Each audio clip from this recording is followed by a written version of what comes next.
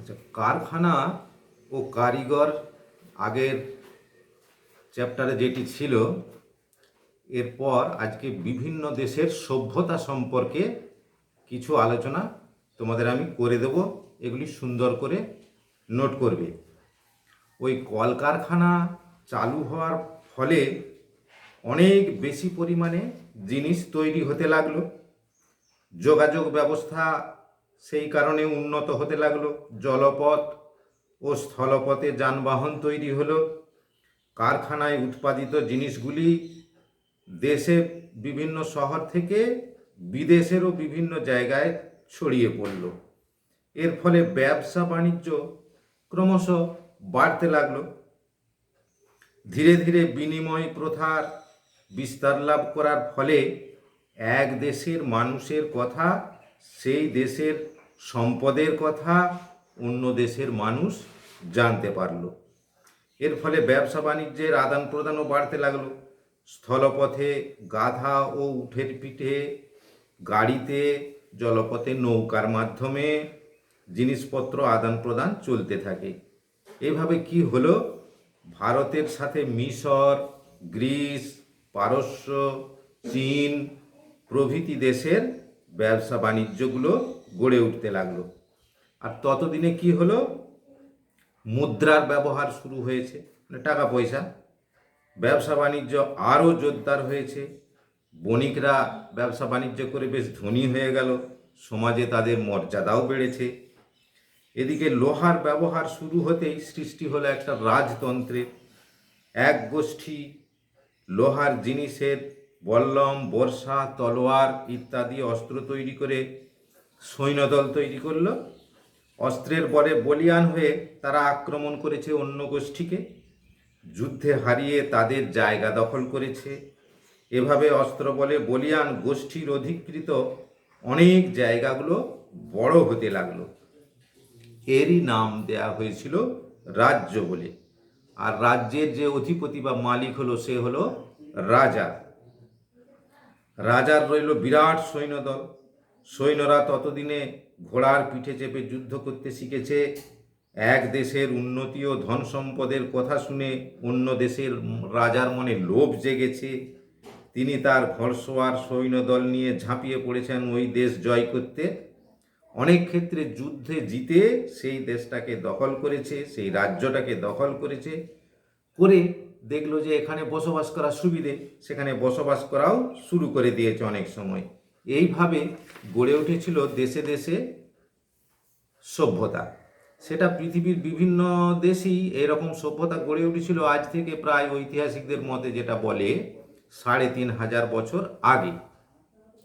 তা আমাদের দেশ ভারতেরও উত্তর পশ্চিম অঞ্চলে এশিয়া মাইনর বলে একটা জায়গা ছিল। সেখানে বেশ একটা উন্নত জাতি এরকম বাস করত। তারা পৃথিবীর বিভিন্ন দেশে এইভাবে ছড়িয়ে পড়ল ব্যবসা বাণিজ্য, কৃষি আর পশুপালন করার জন্যে। তা সেই রকমই ওই এশিয়া মাইনর অঞ্চল থেকে একটা দল আমাদের ভারতীয় সভ্যতা সম্পর্কে আলোচনা করতে গিয়ে এটা বলছি আর কি। অনেক দেশের সভ্যতাই আছে, তার মধ্যে তোমাদের সিলেবাসে এখন আমি ওই ভারতবর্ষের সভ্যতাটা নিয়েই আলোচনা করব। তো এশিয়া মাইনর অঞ্চল থেকে উত্তর পশ্চিম দিক দিয়ে হিন্দুকুশ পর্বতের খাইবার গিরিপথ এবং গোলান গিরিপথ অতিক্রম করে একদল মানুষ ভারতবর্ষে প্রবেশ করে। তাদের প্রধান জীবিকা ছিল পশুপালন। ভারতবর্ষের এই অঞ্চলটিকে তারা নাম দেয় সপ্ত সিন্ধু অঞ্চল। এগুলি কিন্তু তোমাদের বইয়ে নেই, ভালো করে শুনবে। সপ্ত সিন্ধুতে তারা তাদের পশুদের জন্য ভালো ঘাসের জমির সন্ধান পেয়ে যায়। পেয়ে গিয়ে সেখানেই তারা স্থায়ীভাবে বসবাস শুরু করে দেয়। পশ্চিমে একদম সিন্ধু নদ থেকে পূর্বে সরস্বতী নদীর মাঝখানে সিন্ধু নদের 5টা অববাহিকা ছিল, আরও 5টা নদী। সেগুলো কি কি? ইরাবতী, বিপাশা, বিতস্তা, শতদ্রু ও চন্দ্রভাগা। এই ঘেরা অঞ্চলটার নাম দিল তারা সপ্ত সিন্ধু অঞ্চল। তো এরপর কৃষিকেই তারা প্রধান জীবিকা হিসাবে গ্রহণ করে। ঐতিহাসিকগণ এই জাতিটার নাম দিয়েছিল আর্য। আর্যরা দেখতে বেশ ভালো ছিল, তাদের ছিল নাকটা টিকালো, গায়ের রং ফর্সা এবং দীর্ঘদেহী মানে লম্বা। ভারতবর্ষে যখন আর্যরা প্রবেশ করে তখন এই সপ্ত সিন্ধু অঞ্চলে একদল মানুষ আমাদের দেশের বাস করত। এদের গায়ের রং ছিল কালো, নাক চ্যাপ্টা এবং বেঁটে টাইপের, খর্বাকাই। আর এরা কি করতো জানো, লোহা এবং ঘোড়ায় চড়ার ব্যবহার জানতো না। আর্যরা দ্রুতগামী, বেশ ঘোড়া তো খুব জোরে ছুটে, দ্রুতগামী ঘোড়ায় চেপে উন্নত লোহার অস্ত্রশস্ত্র ব্যবহার করে সহজেই ভারতবর্ষের এই পুরানো অধিবাসীদের পরাস্ত করলো, হারিয়ে দিল। আর্যরা এদের অনার্য বা আদিবাসী বলতো।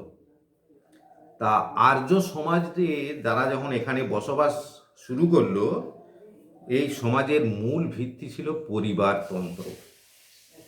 পরিবারের সর্বময় কর্তাকে বলা হতো গৃহপতি, আর কয়েকটা গৃহ বা গৃহপতিকে নিয়ে গড়ে উঠল একটা দল, হ্যাঁ, এবং কয়েকটি দল নিয়ে একটা গোষ্ঠী গড়ে উঠল। আর যারা এই গোষ্ঠীর আবার একটা নেতা তৈরি করলো, সেই গোষ্ঠীর নেতাকে বলা হতো রাজা। পুরোহিতেরা বলতেন রাজা ভগবানের প্রতিনিধি। ফলস্বরূপ কি হলো না, রাজার প্রতিপত্তি ক্ষমতা বাড়তে লাগলো।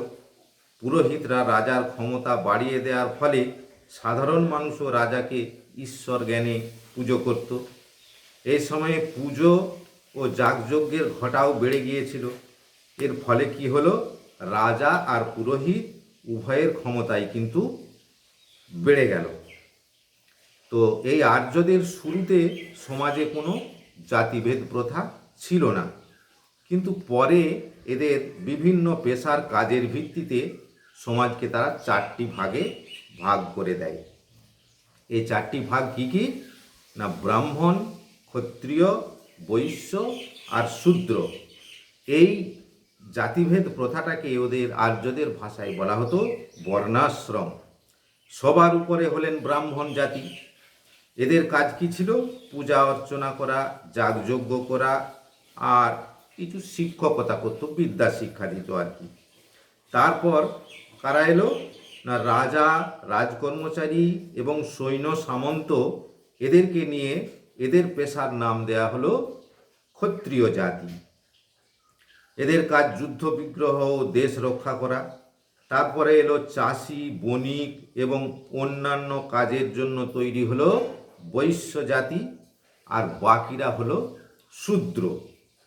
এরা ছিল আদি বাসিন্দা, এই শূদ্ররা এই জায়গার। এদের কাজ ছিল কি না, এই বাকি তিন শ্রেণীর মানুষদের, অর্থাৎ ব্রাহ্মণ, ক্ষত্রিয় আর বৈশ্য, এই তিন শ্রেণীর মানুষদের সেবা করা। প্রথম দিকে কি হতো, এই বর্ণাশ্রমে কোনো গোঁড়ামি ছিল না। একজন ভালো কাজ করলে সে উপরের বর্ণে স্থান পেত, মানে শূদ্রও যদি ভালো কাজ করে সে বৈশ্য কিংবা তোমার ক্ষত্রিয় হতে পারত, এরকম। আর্যরা শুধু এই সমাজের নিজেদের মানুষদের জীবনকেই যে জীবিকা হিসাবে যে চারটি ভাগ করেছিল তাই নয়, নিজেদের জীবনটাকেও কিন্তু চারটি ভাগে ভাগ করেছিল।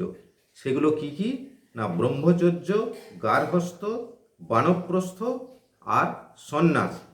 মানুষের জীবনের এই চার ভাগকে তারা নাম দিয়েছিল চতুরাশ্রম বলে। ছেলেবেলায় গুরুগৃহে থেকে সমস্ত কিছু বিদ্যা শিক্ষা তাদের করতে হতো। এই সময়কালটাকে তারা, জীবনের এই সময়কালটাকে তারা বলতো ব্রহ্মচর্য।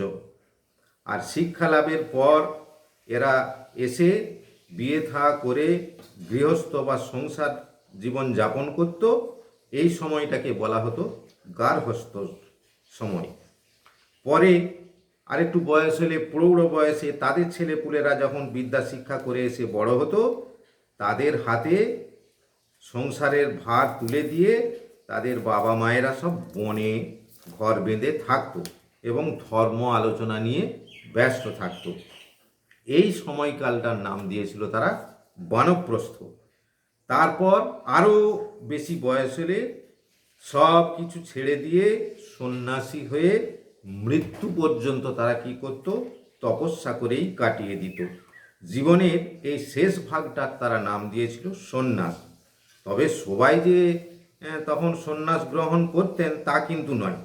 মূলত মানে প্রধানত কি হতো, প্রথম 3 বর্ণের ব্রাহ্মণ, ক্ষত্রিয় আর বৈশ্যের জন্যই এই চতুরাশ্রম চালু ছিল। শূদ্রদের শুধু দাস বা চাকর বানিয়েই রাখা হতো। আর তাও নয়, তাদের আবার শিক্ষা লাভেরও কোনো অধিকার তখনকার সমাজ দেয়নি। তারা সমাজে অস্পৃশ্য বা অচ্ছুত বলেই দিন কাটাতো। তা আর্যরা কিন্তু অনেক দেবদেবীর পূজা করত। এছাড়া যাগযজ্ঞ ও আহুতিও দিত। মূর্তি পূজা বা গাছপালা পূজায় আর্যরা খুব একটা বিশ্বাসী ছিল না। তবে বিভিন্ন প্রাকৃতিক যে ঘটনাগুলি ঘটত, সেই প্রাকৃতিক শক্তিকে দেবতা হিসেবে কল্পনা করে ওরা সেই ইন্দ্র, অগ্নি, সূর্য, বায়ু প্রভৃতি দেবতাদেরও সৃষ্টি করেছিল। এর কারণে আর্য সভ্যতার তখন কি হতো না, ইন্দ্র ছিলেন দেবতাদের রাজা, জলদেবতা ছিলেন বরুণ, বায়ুর দেবতা ছিল মরুত, আকাশের দেবতা ছিলেন দেই, বিদ্যা ও জ্ঞানের দেবী ছিলেন সরস্বতী। এরকম দেবতাদের তারা সৃষ্টি করেছিল। তাছাড়া ব্রাহ্মণদের মধ্যেও অনেকেই ছিলেন বেশ উন্নত। তারা সমাজের কল্যাণে নানা পুঁথিও রচনা করেছিলেন। এদের ঋষি বলা হতো। এই ঋষিদের মধ্যে আর্য যুগের কয়েকজন বিশিষ্ট ঋষির নাম আমরা জানতে পারি। সেগুলি কি কি, কে না, বশিষ্ঠ, যাজ্ঞবল্ক্য, অগস্ত্য, গৌতম, দুর্বাসা, অত্রি প্রভৃতি ঋষিরা ছিলেন। আর্য সমাজে নারীদেরও কিন্তু যথেষ্ট উঁচু স্থান ছিল। তারাও বিদ্যা বুদ্ধিতে ও শিক্ষা দীক্ষায় পুরুষদের থেকে কোনো অংশে পিছিয়ে ছিলেন না। তাদেরও সেই সমাজের সময় কিছু নামধাম আমরা এরকম জ্ঞানী গুণী মহিলাদের কথাও আমরা জানতে পারি, নারীদের কথা। সেগুলি কারা? অপালা, ঘোষা, মৈত্রেয়ী, খনা, লোপামিদ্রা, বিশ্ববরা, গার্গী, এইসব। এরা অসাধারণ মহিলারা এই সময়ে জন্মগ্রহণ করেছিলেন। তারা নানা শাস্ত্রে পারদর্শিনী ছিলেন।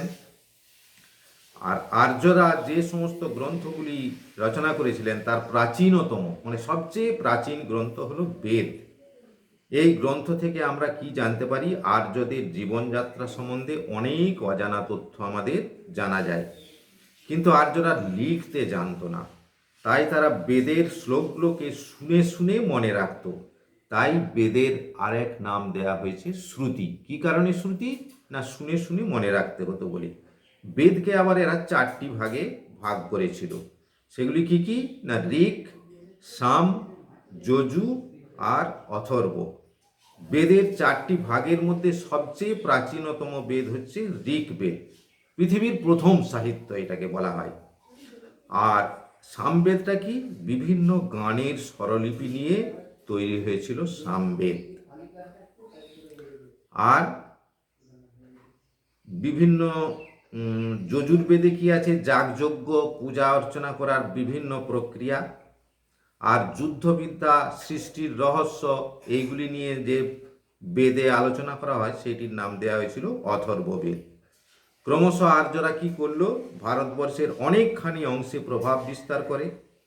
এই সমস্ত যুদ্ধের কথা আমরা আর্যদের সময় রচিত যে রামায়ণ ও মহাভারত নামে 2টি মহাকাব্য গ্রন্থ থেকে আমরা জানতে পারি।